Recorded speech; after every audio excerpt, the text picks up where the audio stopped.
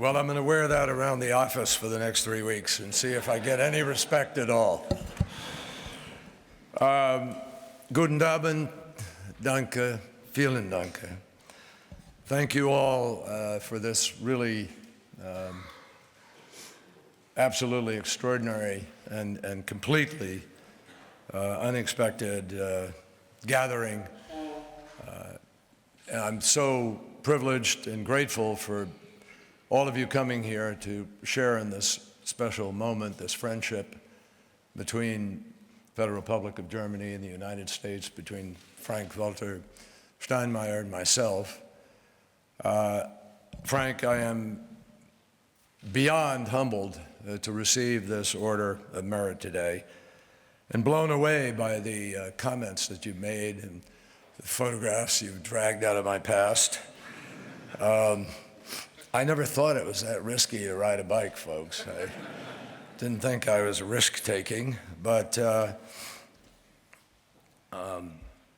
you know, nobody operates on their own, and I think all of you know that. I'm privileged to have a State Department with 70,000 people on this planet who get up every day and go out to try to make a difference in the lives of other people. So for all of you in the Diplomatic Corps who have come here, I thank you very much, Your Excellencies, for sharing in this. But I thank you also for what you share with those 70,000 people, which is a common sense of our ability to be able to make a difference, to change things, to bend the arc of history, to be able to help the people we represent to live the lives to which they aspire. And I know that Frank approaches this exactly the way I do, which is with a very special sense of the honor it is to be a public servant. It is a difficult time to wear that badge of honor in all of our countries. It is governance itself that is being challenged in many places. And I will say a little more about that in a few minutes. But Frank-Walter is my kind of public person, my kind of diplomat. He has been just an extraordinary partner to me. Frank, I don't know if you know that completely, but I want you to know it, that I have enjoyed so much the telephone calls, the friendship, the exchanges, the wink of an eye, the nod of a consent or disagreement, when we have been able to partner together to make things happen. I could not be more honored or pleased than to receive this award from you. And Germany is so lucky to have a foreign minister who has such a sense of purpose, so much common sense, and such a commitment to the public good. It's been a privilege for me to be able to work with you and consider you a friend, and it's very special for me to have received this award here today from him. One of the last times that the foreign minister presented me with anything, it was a Swiss Army knife with 2 tags attached. And one read hard power and was tied to the blade, and the other was soft power, and it was connected to the corkscrew. So since we were at dinner, we got started on soft power, folks. And maybe there can be a little soft power in the offing later this evening. Frank, I want to congratulate you on the publication of your new memoir. It was published last week. Every single one of you is under an obligation to go out and buy it after this ceremony. I understand I am featured prominently in it with a photo of the foreign minister and my dog, Ben, named after Ben Franklin. He is the diplomat of our service. And I wanted to remind you, Frank said something about friends in public life. Well, Harry Truman used to always say that if you live in Washington and you want a friend, get a dog. So that explains Ben. And I'm going to rush out to Dussmann myself in order to get a copy so I can see what you wrote about us in its entirety. I have to tell you, as I listen to Frank, you know, in politics and in public life, occasionally you are blessed to have somebody say a few nice things about you as an introduction. I had no idea I was going to sit there and listen to what I at least judge to be a thought out and personal and extremely moving presentation. And it's embarrassing to sit and listen to somebody talking about oneself. I have the fondest memories of my early days here in Berlin. My parents had sort of dumped me off at school in Switzerland, and I didn't really know where I was. I was sleeping under an eiderdown. I didn't know what that was. And I fell in love with chocolate and the mountains particularly. But I would travel from Frankfurt to Berlin on the military train. And I was alone and was put under the care of the U.S. Army as I'd get on the train and come through the East Sector. And we weren't allowed to have our blinds up, and I used to raise them anyway. I'd buy a six-pack of Pepsi Cola or something and sit there with some comic books I bought at the PX in Frankfurt. And I stayed up all night because it was so exciting. And I'd peek out on through the window, and when we'd stop in various places along the way, the soldiers, the Russian soldiers, Soviet soldiers, would come walking up and down to see that nobody got off the train, and they'd rap with their gun butt on the window for me to close the blind, because I was not allowed to be enjoying this moment of looking out where I was. And when we arrived at the station here in Berlin, the U.S. Army Band was there playing Stars and Stripes, American songs, because the city was, of course, divided into 3 and 4 sectors. So for me, it was just an incredible set of inputs for a 12-year-old kid. And I did indeed venture forth into the East Sector. And what I remember from that journey was really very stark. I actually remembered this. I felt a little scared. I felt this ominous darkness, this gray, very few cars, not a lot of people running around, less bustle than there had been in the western side. And I felt this sort of darkness in a way that I said, you know what, I don't think it's such a good idea to be here. And I actually turned my bike around and I went back into the American sector. And I remember, of course, when I told my dad about my great adventure, I was promptly grounded. My passport was yanked. And I think my father sort of wiped his brow and marveled at his good luck that I had not become an international incident in that moment. But it was a great adventure. It was really a lesson for me, honestly. Being here in Berlin was a great lesson for me. And I also was, I spent a lot of time. I did spend a lot of time on my bike. I biked all through the Grunewald, up and down the Kurfürstendamm and Unter den Linden and all of these streets. I got to know them well. But I also got to know well what Frank talked about was the energy and the rebuilding that was taking place. The Reichstag was still burnt out.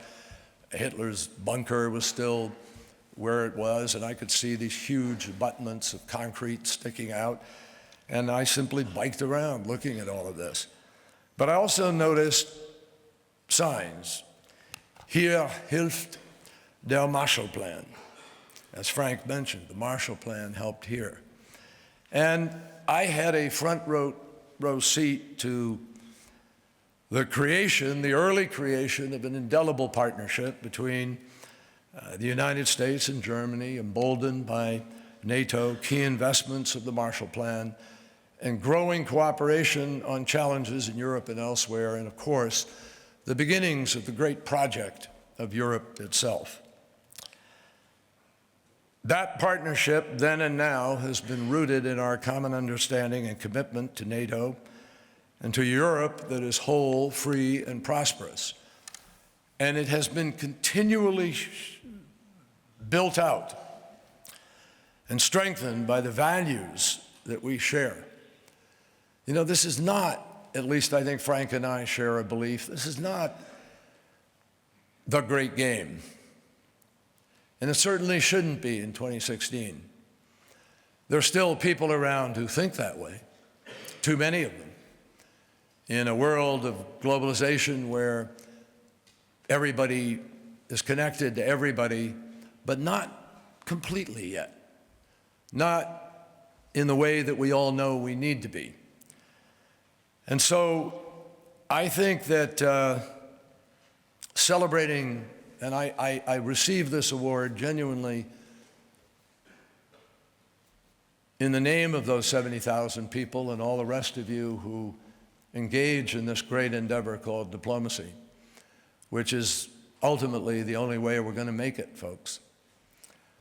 Everybody says there's no military solution to the war in Syria, and there isn't. Even if Aleppo were to fall, not going to end the war. And ultimately, Russia and Assad and the Iranians and others have to all understand that there are deep sectarian and other divisions and interests that are going to have to be resolved in order to end that war. Over the course of time, over these past years, in recessions, in conflict, through the memorable airlift, through the construction and destruction, ultimately, of an ugly wall, our alliance has withstood the test of time. And it has provided indispensable benefits to both of our countries.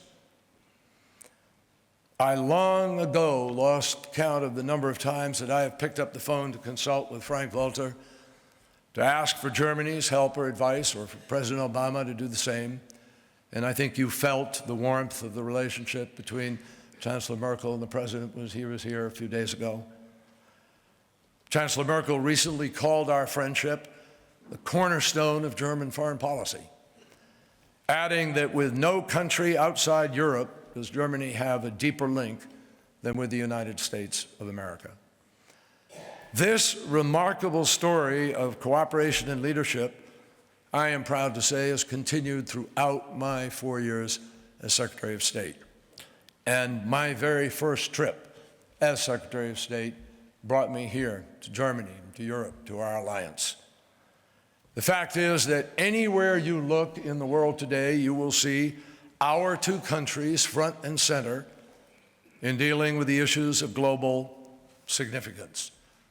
We're standing shoulder to shoulder in the fight against Daesh, ISIL, and the battle against violent extremism of every kind. And I am proud to tell you that is a battle we are absolutely going to win. We are already having recovered 55% of the territory Daesh took in Iraq.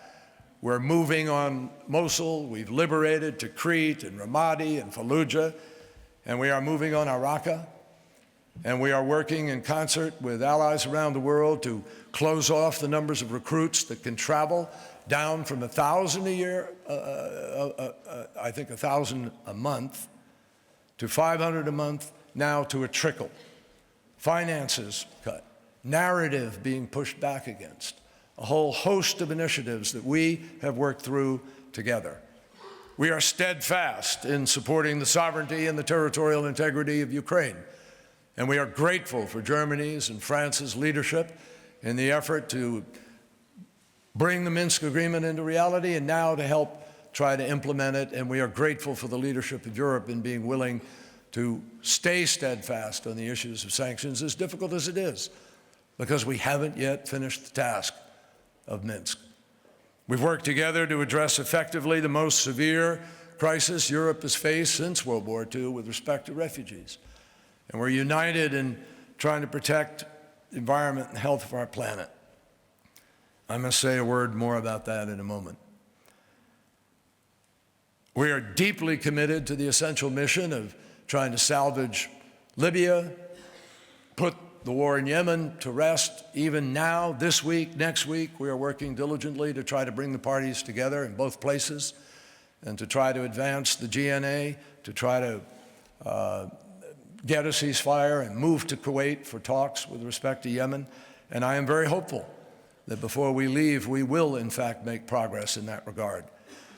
And finally, we are deeply committed to ending the catastrophic, senseless, endless war that seems to be playing out in Syria, because we do understand there is not a military solution, and because the ripples created by the terrible bloodshed of Aleppo and other besieged neighborhoods in Syria is going to be felt for decades to come.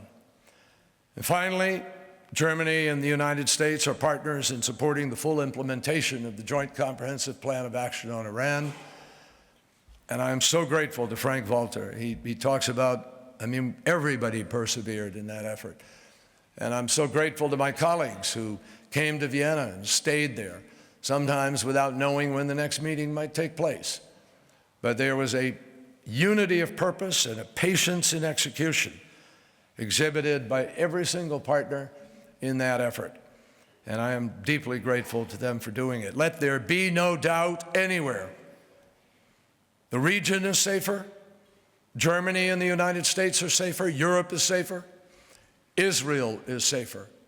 And the world is safer because Iran's pathways to a nuclear weapon were blocked. And might I add, with Iran's consent and participation, and with their willingness to fill their plutonium reactor with concrete, with their willingness to take down their centrifuges, to lower their stockpile, to limit their enrichment. So this depends on all of us to keep this alive, and I know that President Obama has already engaged in conversations with the President-elect, and we will work as diligently as we can to impart to the incoming team the absolute urgency of keeping that and other agreements intact. So here's the bottom line, that in recent years, as over the course of nearly 7 decades, our alliance, together, Germany, the United States, but NATO and Europe, have helped to move this continent and our planet towards greater peace, security, and freedom. And believe me, that is not just an assertion, that is an irrefutable fact. Now, let me just underscore a couple of things. I think that it would be inappropriate of me to come here and not somehow speak to the uncertainty that people feel about where things are going. After all, we've seen yesterday in Italy, and before that, Brexit, our own elections. And there's obviously an anxiety playing out in the body politic of countries on a global basis. The last century was defined by nation states deciding to play the great game and that it was worthwhile to go to war in order to do so. And millions of people died as that played out.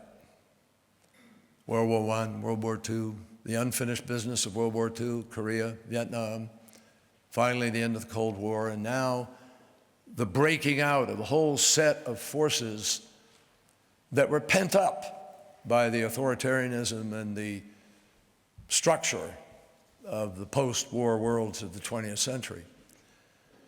But now it is non-state actors who are the great disruptors, both those who engage in kinetic activities and those who engage in the advancement of technology and science. It is not trade that has cost the United States. The 85% of the jobs in the United States were lost not due to trade, they were lost due to technology advances. And as we live in this world with AI, artificial intelligence, and other major advances in technology coming at us, it behooves all of us to work closer together, to talk more in depth and work harder to find the ways that we are together going to solve the problems of disruption and of disquiet that comes as a consequence of a changing world. What we see in the Middle East, what we see in South Central Asia, what we see in North Africa is not, in most cases, motivated by, or it wasn't in most cases, motivated initially by religious extremism. It was exploited by religious extremism. But it was motivated by a fruit vendor in Tunisia who got tired of corrupt people telling him where he could and couldn't sell his goods. It was advanced by young kids in Tahrir Square who were Googling and messaging and texting and telling each other they wanted to fight for jobs. And memories are short, but that's how Syria started too. A bunch of young kids who went out demonstrating for jobs, who thought they were going to be part of this new wave of opportunity. And instead they were met by thugs of the regime who beat them up. And when the parents were angry that the kids got beaten up, the parents came out and demonstrated. And they were met with bullets. That's how it started. Make no mistake. So my caution to everybody here in this moment of celebration of this partnership between us is there's a real lesson in the Marshall Plan. I believe that the world needs a new Marshall Plan today, but it's not a Marshall Plan geared as that one was to rebuild already developed societies, countries that had been industrial giants. We need to recognize there are 1.5 billion people 15 years or less in the world today. And fully 400 million of them, many of those 400 million mostly in North Africa, the Middle East, and South Asia, will not go to school unless we change something. One of my foreign minister colleagues in a North African country took me to dinner one night, we talked, and I said, how do you manage this 40% population that's Muslim here in your country? Minority, but significant. And he said, we're worried sick about it. Because what happens is the extremists, the exploiters, grab these kids at age 12, 13, and 14, and they take them out and pay them, proselytize. Once they're fully converted, they send them out as recruiters, and the next wave begins. And he said to me, you know what, John? They have a 35-year plan. We don't have a 5-year plan. Think about that, Western world, developed nations. We're an $18 trillion economy in the United States, but we put only 1 penny of every dollar into everything that we do in the world in terms of diplomacy and aid. The Marshall Plan was a $13 billion plan. In today's money, that would be about, if it were a percentage of GDP, it'd be about 120. If it were real money, it would be about 120 billion. If it were a percentage of GDP, it'd be about 720 billion. We spent $3 trillion on Iraq and Afghanistan. So I believe deeply, and I intend to speak out on this after I am secretary, that we need to think about our interests, all of us.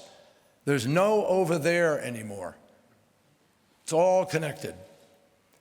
And we've learned in these last years with 9/11, with Paris, with many other sad locations from Ankara to the Middle East and elsewhere, that it comes home to roost if you don't pay attention to those young people who need jobs and who need their aspirations fulfilled just as much as everybody else. Now, I know what the politics of nation building are. I've run headlong into that. But I am sharing with each and every one of you the firm belief, after a long career in this business, that we need to, all of us, come together to pay attention to the challenge of governance. There are too many failed and failing states in the world, and there is too much corruption in those states. And it is enabled by legitimate entities in many of our countries that put other things ahead of the values that actually we organize ourselves around. Now, Frank mentioned I went to Antarctica. I went to Antarctica because I was in the Arctic, where scientists said to me, you know, if you think this melting in Greenland is of concern, you've really got to go down to Antarctica and see what's happening. So I did. And I was on the ice sheet, the West Antarctic ice sheet, and I heard the scientists explain to me how the warmer water is now coming in underneath the ice because the weight of the ice pushes the continent down, and the water goes underneath and destabilizes it even faster, and that they are witnessing a rate of change that is unprecedented. 2 weeks ago, the temperature in the North Pole, in the Arctic, was 36 degrees above the average temperature of that day through recorded history. The other day, I got a little vial of air. I have a bunch of these vials of air collected at the South Pole. And each vial has a graph on it showing the rise of the carbon dioxide in the atmosphere and tracing with it the temperature. It also happens to be, and the vial is labeled, the cleanest air in the world. And then written after it is 401.6 parts per million. Those of you who follow the issue know that that is at least 50 points above what scientists have told us is the tipping point, and that's the cleanest air on Earth. Last year, this year, is going to be the warmest year in human history. The year before was the warmest year. This is the warmest year in a decade. That is the warmest decade in human history, which precedes the second warmest decade in human history, which precedes the third warmest decade in human history. Can we not, as rational human beings, begin to see a clarity here of what is happening as we already see sea level rising over the seawall in Boston, as we raise the streets of Miami Beach and are pumping out water today in order to stay ahead of it, as we see the U.S. Navy in Virginia and Norfolk begin to contemplate changing the piers for the ships because of the rise of sea level and the concerns about crews being able to get to the ships because when there are big storms now, it's cut off completely. Fires that last longer, droughts that are more intense. So I say to all of you, this is serious business that we're engaged in. I think you know that. The most important thing, and I listened to Frank and I loved what he said about, you got to find the truth in this business, and you've got to speak the truth. And the truth is that there are solutions to every one of these things. I am not a half glass full guy. I believe a glass empty. I believe the glass is half full. I really do. Why? Because we're curing diseases we've never cured before. Because severe poverty in the world is below 10% for the first time in history. Because we have this alliance and we have been able to stand together and advance the rule of law. Because if you're a woman giving childbirth anywhere in the world today, you are more likely to live than at any time in history. If you are a child born anywhere in the world today, you are more likely to go to school and more likely to be fed than any time in human history. In Africa today, because of what we've done together, the first generation of children being born AIDS-free is within our grasp.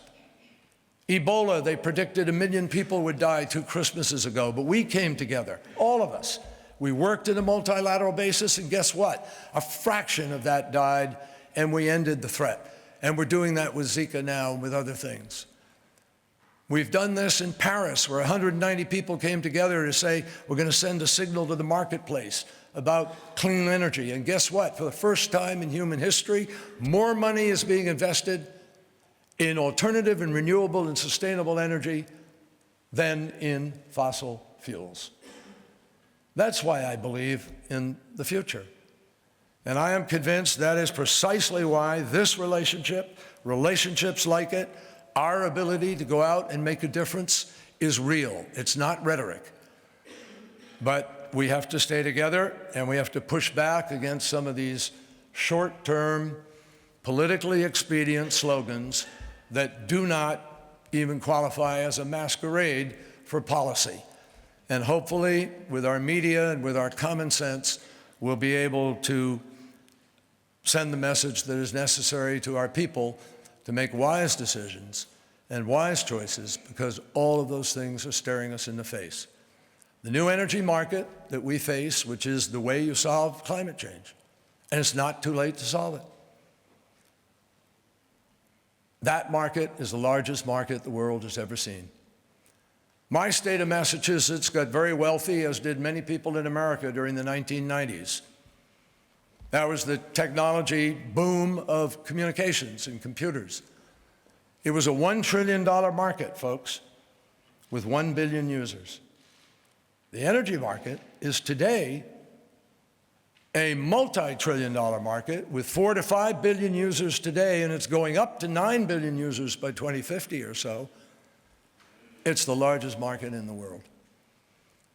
So I believe that there's money to be made, there are lives to be changed, there is an enormous amount that we can do to build on what we celebrate today, which is diplomacy.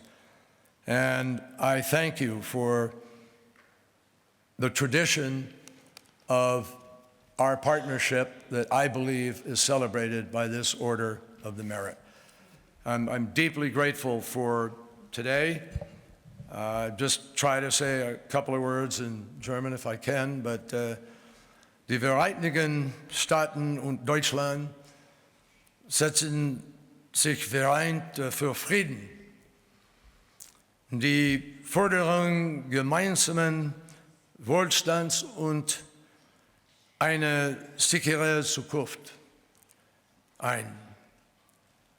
Der Verdienstorden würdigt dieses Engagement und unsere lange, enge, unerschütterliche Freundschaft. I think that got translated, I hope. So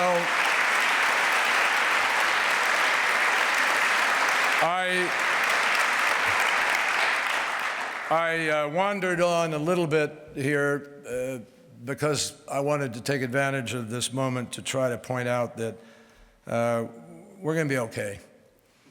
We're going to make it, folks, and I'm absolutely confident about that. We just have to keep our heads about it and stay steady and keep working in the same direction. And this alliance is not just about the United States and Germany. This alliance is critical to everybody on this planet because of what we believe about human beings, about opportunity, about freedom, and about the rule of law. So thank you. This is a great reminder for me of the purpose of life, and I am honored to be here with you. Thank you.